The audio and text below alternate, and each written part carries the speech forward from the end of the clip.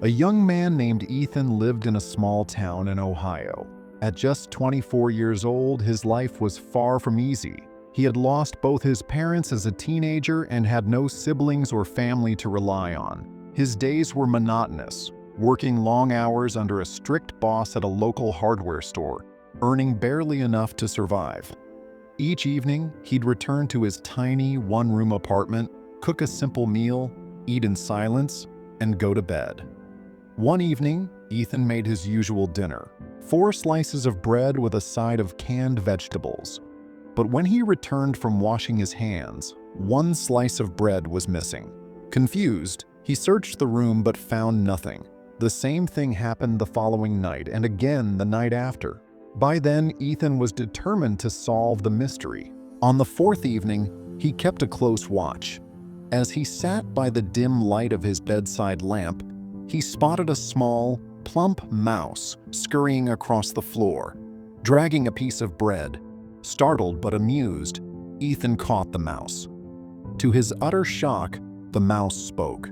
"Please don't hurt me," said the mouse, its tiny voice trembling. "I only take what's written in my fate. That slice of bread is my share." Ethan, still clutching the mouse, blinked in disbelief. "Your share? I barely have enough to eat as it is. You've been stealing from someone who has nothing." The mouse tilted its head. "I know life is hard for you, but I can help. There's someone who has all the answers you seek.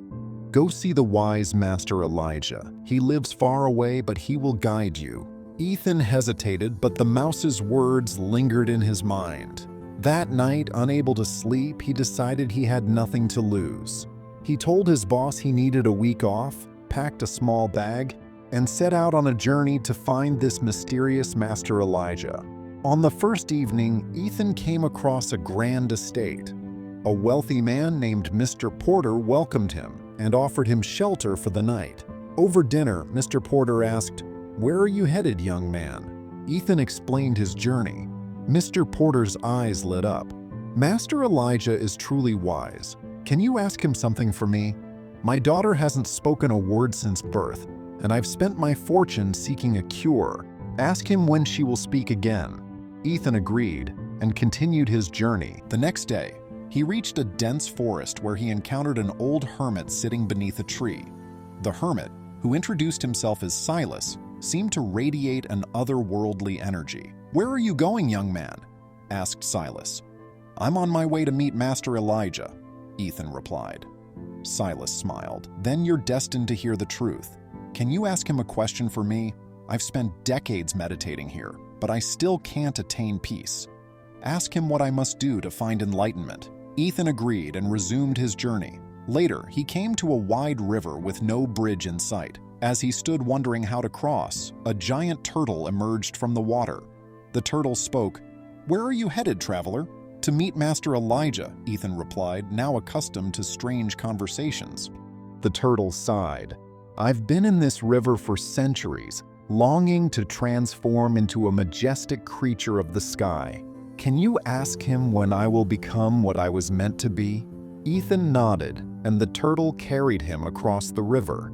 After several more days of travel, Ethan finally reached Master Elijah's sanctuary, nestled atop a hill overlooking a serene valley.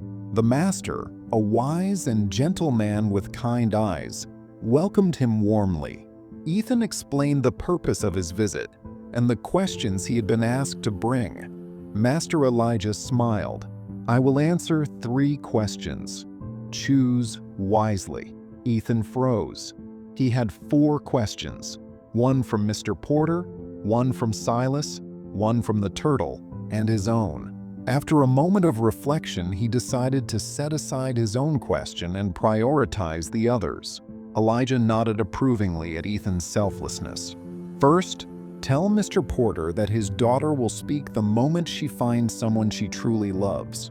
Second, tell Silas that he must let go of his fears and doubts to find peace.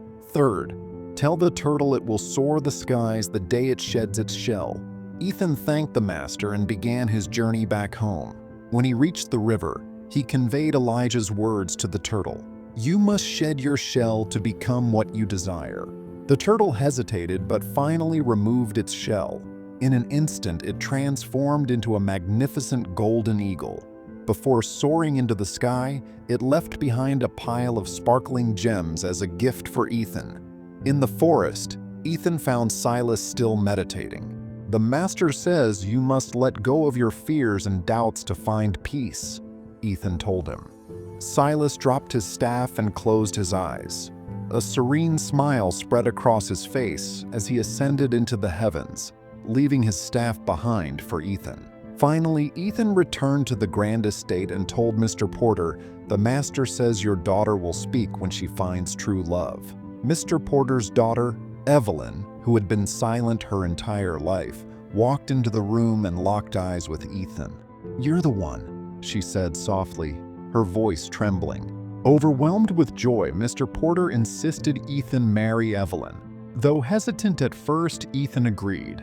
On their wedding day, Evelyn spoke fluently, her words filled with love and gratitude. Ethan's life transformed. He now had a loving wife, immense wealth from the turtle's gems, and wisdom from Silas's staff. All of this came because he chose to prioritize the needs of others over his own. This story reminds us that true fulfillment lies in selflessness. By helping others, we often unlock opportunities we never imagined.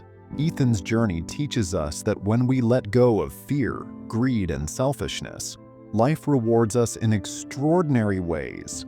If this story inspired you, don't forget to subscribe to our channel Soul Scripted and click the bell icon for more uplifting tales.